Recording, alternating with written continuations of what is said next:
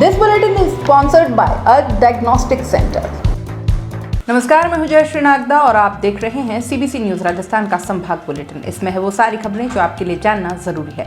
तो आइए एक नजर डालते हैं आज की न्यूज हेडलाइंस पर। उदयपुर में फिर बढ़ा कोरोना का आंकड़ा, एक दिन में आंकड़ा 9 से 45 पर पहुंचा। 85 वर्षीय बुजुर्ग की कोरोना से मौत हुई, पॉजिटिविटी रेट भी बढ़ी। गहलोत ने 2022-23 का बजट किया फाइनल, बुधवार को करेंगे पेश। किसान कर्ज माफी, पंचायती राज में भर्ती की घोषणा संभव, सड़क नहर मरम्मत की उम्मीद। क्या इस बार मिलेगी उदयपुर को सौगात? पिछले 3 बजट में प्रदेश सरकार से उदयपुर को नहीं मिला कुछ खास। कटारिया बोले सरकार की प्राथमिकता में नहीं। उदयपुर में नहीं थम रही बेजुबानों से क्रूरता, भैंस पर कुल्हाड़ी से हमला, इतनी तेजी से वार किया कि भैंस की चमड़ी में घंटों धसी रही कुल्हाड़ी। पिता ने अन्न जल त्यागा, बेटी बोली हम भी देंगे जान। 20 साल से मजदूरी नहीं मिलने पर कहा मरूं तो मंत्री के कदमों में डालना मेरी लाश। गाजे बाजे के साथ तुलसी को ब्याहने पहुंचे सांवलिया सेठ, 1 महीने से हो रही थी शादी की तैयारियां, नम आंखों से हुई दुल्हन की विदाई। बांसवाड़ा की सड़कों पर शराब के नशे में महिला ने मचाया उत्पात, आने जाने वाले लोगों पर पत्थर फेंके, हॉस्पिटल पहुंची तो सब पर लगी थूकने। सास ने मुंह दिखाई में दिया सरप्राइज, घर आई नई नवेली बहू को सिक्कों से तोल दिया। 50 किलो वजन के 20,000 के सिक्के किए गिफ्ट। और अब खबरें विस्तार से। उदयपुर में टेस्टिंग बढ़ाते ही एक बार फिर कोरोना के आंकड़ों में बढ़ोतरी हो गई है। मंगलवार को उदयपुर में कोरोना के 45 नए मामले सामने आए, जबकि सोमवार को महज 9 मामले सामने आए थे। इसके साथ ही मंगलवार को कोरोना से एक मौत भी हुई। उदयपुर के पैसिफिक मेडिकल अस्पताल में भर्ती 85 वर्षीय बुजुर्ग पुरुष की कोरोना से मौत हो गई। रोगी हाइपरटेंशन के शिकार थे।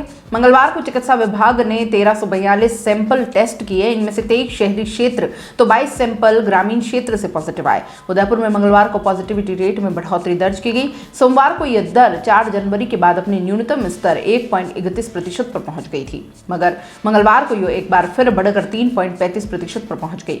मंगलवार को सामने आई रिपोर्ट में एक कोरोना वॉरियर भी पॉजिटिव आया। मंगलवार को सामने आई रिपोर्ट के बाद उदयपुर में अब तक कोरोना से 775 लोगों की मौत हो चुकी है।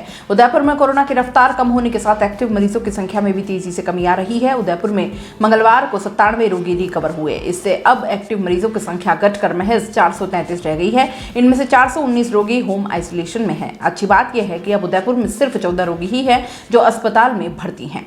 मुख्यमंत्री अशोक गहलोत ने राजस्थान का बजट फाइनल कर दिया है। गहलोत ने कहा कि मैं बुधवार सुबह 11 बजे साल 2022-23 का बजट विधानसभा में पेश करूंगा। मुझे आशा है कि यह बजट प्रदेशवासियों की आकांक्षाओं और उम्मीदों पर खरा उतरेगा। प्रदेश के इतिहास में पहली बार किसानों के लिए अलग से कृषि बजट पेश किया जाएगा।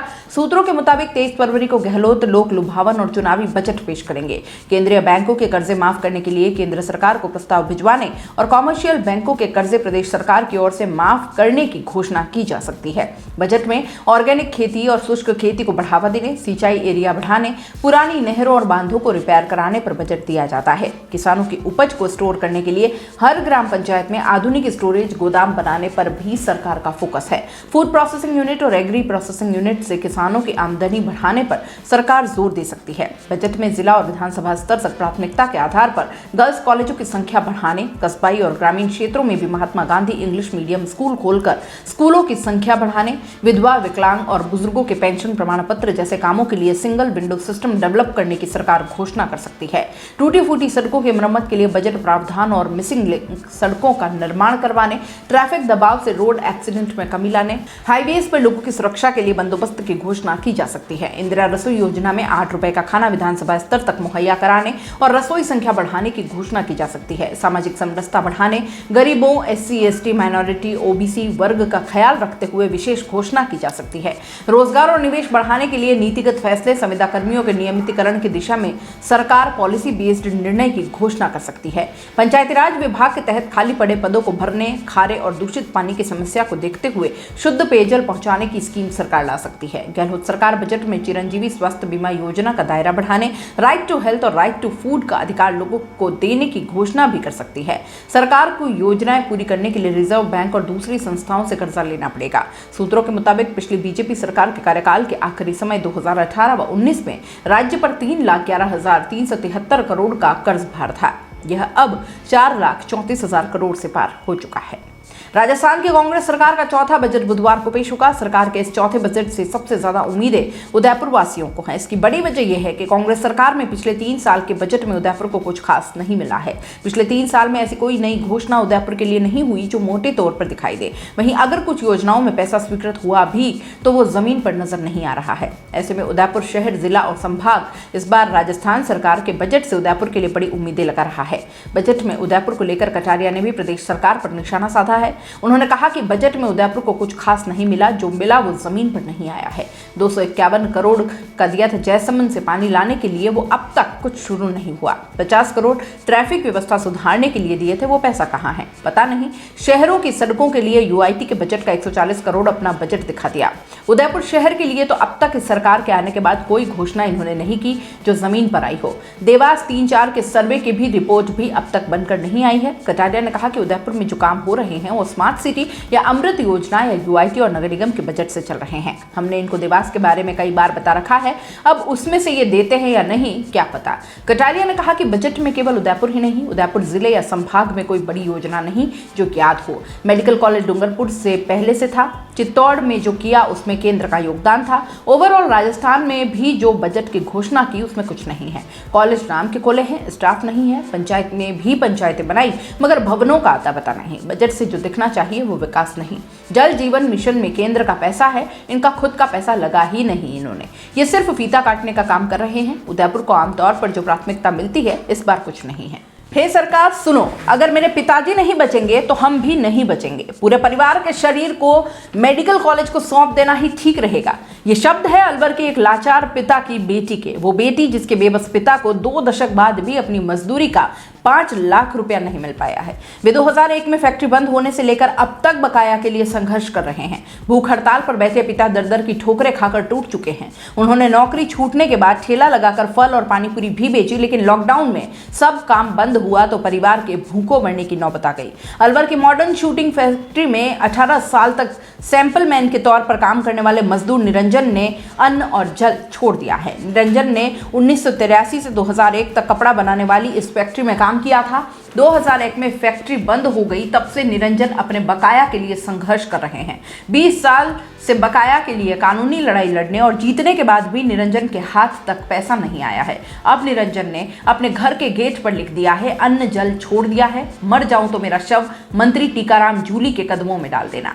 शांति कुंज निवासी निरंजन ने अब घर के गेट पर आखिरी अपील भी लिख दी है। यहाँ लिखा है कि मेरा मृत शरीर मेडिकल कॉलेज को सौंप दिया जाए ताकि वह मेडिकल स्टूडेंट्स के काम आ सके। अब उम्मीद नहीं है कि पैसा मिलेगा।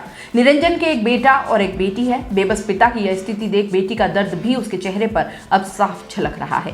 बेटी ने बताया कि स्कूल में पढ़ाया जाता था कि हमारे देश में लोकतंत्र है, इससे बड़ा कुछ भी नहीं, लेकिन अब ये सब बातें कहीं ना कहीं झूठी लगती है। अगर उनके पिता को कुछ हुआ तो पूरा परिवार भी जिंदा नहीं रह पाएगा। 2001 में मॉडर्न शूटिंग फैक्ट्री बंद हो गई थी। सैंपलमैन निरंजन को 1500 से 2400 रुपए मासिक सैलरी मिलती थी। सैलरी के बकाया भुगतान के लिए निरंजन ने कोर्ट के चक्कर काटे। 2009 में मॉडर्न शूटिंग फैक्ट्री को सत्यतेज कंपनी ने खरीद लिया। फैक्ट्री का सौदा होने के बाद भी मजदूरों को बकाया भुगतान नहीं दिया गया। कोर्ट ने फैक्ट्री को मजदूरों के बकाया भुगतान का निर्देश भी दिया, लेकिन अमल नहीं किया गया। निरंजन समेत 5 मजदूरों का पैसा अटका हुआ था। 2013 में श्रम विभाग ने सत्यतेज से समझौता करने वाले मजदूरों का पैसा दिलाया था, लेकिन निरंजन सिंह के मामले में कोर्ट में केस चल रहा था। श्रम न्यायालय ने मार्च 2017 में आदेश दिए। निरंजन को 5 लाख के भुगतान का आदेश जारी हो गया, लेकिन तब से निरंजन अलवर से जयपुर के चक्कर काट रहे हैं। कभी सत्यतेज कंपनी ने पैसा देने से मना कर दिया तो कभी पैसा दे चुकने का दावा कर दिया। इन सबसे परेशान होकर निरंजन अपने परिवार के साथ 18 दिन की भूख हड़ताल भी कर चुके हैं। इस मामले में कैबिनेट मंत्री टीकाराम जूली कह चुके हैं कि निरंजन का भुगतान होना है, वह प्रक्रियाधीन है। जहां मदद की जरूरत है वहां की जाएगी, लेकिन निरंजन का कहना है कि श्रम मंत्री रहे टीकाराम जूली के आश्वासन के बाद भी श्रम विभाग के अधिकारी टाल मटोल करते रहे। कोर्ट के आदेश पर भी पैसा देने में आनाकानी की जा रही है। अब अपने हक के पैसे के लिए निरंजन ने अन्न जल त्याग कर भूख हड़ताल कर दी है। इस मामले में श्रम विभाग के अधिकारी राकेश का कहना है कि विभाग के स्तर पर काम पेंडिंग नहीं है, विभाग से अवार्ड घोषित हो चुका है। अवार्ड की पालना नहीं करने पर जिला कलेक्टर जयपुर को भी लिख दिया गया है ताकि रिकवरी कर पैसा दिया जाए। इसके बाद जयपुर से रिकवरी की प्रक्रिया चल रही है। कलेक्टर जयपुर को पत्र भी लिखा जा चुका है। अब प्रक्रिया में ही समय लग रहा है। चित्तौड़गढ़ में भगवान श्री कृष्ण के सभी स्वरूपों को आराध्य सांवलिया सेठ के रूप में ही पूजा जाता है। जिले के खेड़ा गांव में स्थित चारभुजानाथ मंदिर में भी सांवलिया सेठ विराजे हैं, जिनके तुलसी संग हुए विवाह की इन दिनों काफी चर्चा है। यह अनोखी शादी चित्तौड़ के नजदीक खेड़ा गांव में हुई। यहाँ के निवासी भंवरलाल ने अपने यहाँ बेटी नहीं होने पर तुलसी को बेटी के रूप में मानकर उनका विवाह चारभुजानाथ मंदिर में विराजे सांवलिया सेठ के साथ पूरे रीति रिवाज के साथ किया। भगवान की शादी में पूरा गांव बाराती बना और सभी रस्में निभाई गई। केरिंग पटेल का खेड़ा गांव के रहने वाले भंवरलाल पुत्र गिरधारी लाल ने बताया कि उनके 2 बेटे हैं। बेटियों पर हो रहे शोषण की खबरें विचलित करती थीं। बेटी न होने का दुख हमेशा रहा, इसलिए 5 साल पहले तुलसी अपने घर लेकर आए थे और उसी को बेटी मान लिया। बड़े प्यार और दुलार के साथ उसका ध्यान रखा। नाते रिश्तेदारी और आसपास के लोगों से भी बेटी बताकर ही परिचय करवाया। भंवरलाल ने बताया कि 1 महीने पहले तुलसी की शादी करने का तय किया और अपनी बेटी तुलसी की शादी का प्रस्ताव लालजी का खेड़ा गांव के चारभुजानाथ मंदिर में भेजा। रिश्ता पक्का होने के बाद रस्में शुरू हुई। खेड़ा गांव में दूल्हे सांवरा सेठ को हल्दी मेहंदी लगाई गई। ठाकुर जी को हाथी पर सवार कर शाही ठाट बाट और बैंड बाजे के साथ बिंदोली निकाली गई। आसपास के गांव के लोग भी शामिल हुए। गांव वाले ठाकुर जी के बाराती बनकर केरिंग पटेल का खेड़ा गांव पहुंचे। बारात तुलसी के गांव पहुंची। हाथी पर विराजमान भगवान श्री सांवलिया सेठ ने तोरण मारने की भी रस्म अदा की। लालखेड़ा गांव के ग्रामीण पूरन मलजाट ने बताया कि बारात का स्वागत किया गया। बारात के स्वागत के बाद फेरों की रस्म हुई। ठाकुर जी की तुलसी के साथ 7 फेरे लगवाए गए। तुलसी का कन्यादान किया गया और इसके अलावा पूरी शादी में लगभग 3 लाख रुपए खर्च हुए। इसके बाद बेटी को धूमधाम से विदाई दी गई। लोगों की आंखें नम हो गई। बेटी की परिवार से ठाकुर जी की रोज सेवा करने वाले पंडित और उनके परिवार को ठाकुर जी का परिवार माना गया और पंडित जी के पूरे परिवार को वस्त्र और अन्य सभी सामान दिए गए। ग्रामीण क्षेत्रों में ठाकुर जी के मंदिर को चारभुजानाथ का मंदिर कहा जाता है। चित्तौड़ के आराध्य देव श्री सांवलिया हैं, इसलिए कृष्ण मंदिरों को उन्हीं के नाम से पुकारा जाता है। शराब के नशे में एक महिला ने बांसवाड़ा की सड़कों पर जमकर उत्पात मचाया। उसने न सिर्फ आते जाते वाहन सवारों पर पत्थर फेंके बल्कि आने वाले राहगीरों के पीछे भी दौड़ी। लोगों ने उसे पागल समझकर हॉस्पिटल पहुंचा दिया। उसने वहां पर भी नया बखेड़ा खड़ा कर दिया। एम्बुलेंस से उतारने के बाद महिला फर्श पर लौट गई। वह भीतर जाने को तैयार ही नहीं हुई। थक हार कर उसका पति उसे बाहर से ही घर ले गया। दरअसल मामला दाहोद पर खांदू कॉलोनी नाके का है, जहां दोपहर के समय सागवाड़िया निवासी प्रेमा पत्नी कालू ने सुबह भूखे पेट शराब पी ली। वह शराब में इतनी धुत हो गई कि उसने पहले पति से मारपीट की। पति उसे छोड़कर दूर चला गया तो वह वहां से गुजरने वाले वाहनों पर पत्थर फेंकने लगी। हालांकि कोई उससे चोटिल नहीं हुआ। लोगों ने उसकी अनदेखी की, तभी वह राहगीरों के पीछे भी दौड़ पड़ी। हाथ में पत्थर लेकर दौड़ रही महिला को देख लोगों को वहां से भागना पड़ा। तब स्थानीय लोगों ने रोगी वाहन 108 को फोन कर उसे महात्मा गांधी जिला अस्पताल पहुंचा दिया। लोगों ने प्रेमा के साथ उसके पति कालू को भी एम्बुलेंस से भिजवा दिया। तभी हॉस्पिटल पहुंचने के बाद महिला ने एक बार फिर आपा खो दिया। अंदर जाकर इंजेक्शन लगने के डर से महिला एम्बुलेंस से उतरते ही जमीन पर लौट गई। उसे अस्पताल के चतुर्थ श्रेणी स्टाफ ने भीतर ले जाने की कोशिश की, लेकिन वह लोगों पर थूकने लगी। लोग उससे दूर खड़े हो गए और आखिरकार वह उसके पति के साथ बाहर से ही लौट गई। चूरू जिले में सास ने नई नवेली बहू को एक अनूठा सरप्राइज दिया। शादी के बाद पहली बार बहू घर आई तो उसे सिक्कों से तोल दिया। यह देखकर वहां मौजूद सभी रिश्तेदार हैरान हो गए। तराजू में रखे सिक्कों का वजन करीब 50 किलो था। इसमें रखे 20,000 रुपए के सिक्के मुंह दिखाई के शगुन के तौर पर उसने बहू को दे दिए। दरअसल सिद्धमुख वार्ड नंबर 10 निवासी घड़सीराम इंदौरिया के बेटे योगेश की शादी मांडेरी हरियाणा में पूनम से हुई थी। सोमवार दोपहर को पूनम पहली बार ससुराल आई। सास राजबाला ने उसको मुंह दिखाई के रूप में उसके वजन के बराबर तोले गए 20,000 रुपए के सिक्के दिए। राजबाला ने बताया कि बहू के स्वागत के लिए कुछ नया करना चाहती थी, इसलिए उसका इस तरह से स्वागत किया है। उसको यह आइडिया उसकी सास तुलछा देवी ने दिया था। राजबाला ने बताया कि बहू को वह बेटी बनाकर लाई है और उसको बेटी के रूप में ही रखेंगे। बहू पूनम का कहना है कि इस अनोखे स्वागत को वह उम्र भर याद रखेगी। बहू के इस तरह के स्वागत की चर्चा सिद्धमुख के आसपास के गांवों में भी चल रही है। संभाग बुलेटिन में फिलहाल इतना ही। दीजिए इजाजत। नमस्कार। अपने ही इवेंट में गेस्ट बनकर आएं और सारे अरेंजमेंट्स हम पर छोड़ दें। हम है ना। अपना इवेंट SK इवेंट से बुक कराएं और हो जाएं टेंशन फ्री। फिर चाहे शादी हो, पार्टी हो या हो कोई कॉर्पोरेट इवेंट, अरे चले कहां, दिए गए नंबर पर कांटेक्ट करें। This bulletin is sponsored by earth diagnostic centre.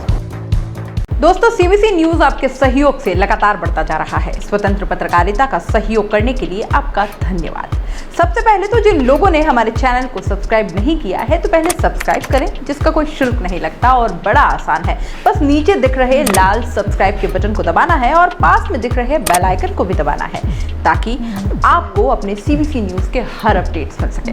हमारे इंस्टाग्राम पेज और फेसबुक पेज को भी लाइक करें, फॉलो करें। वहां पर भी आपको मिलती है तरह तरह की अपडेट्स। अपडेट्स। हम पूरे राजस्थान से आपके लिए लाते हैं वो खास खबरें जो आपके लिए जरूरी है, और वो भी पूरी बेबाकी के साथ।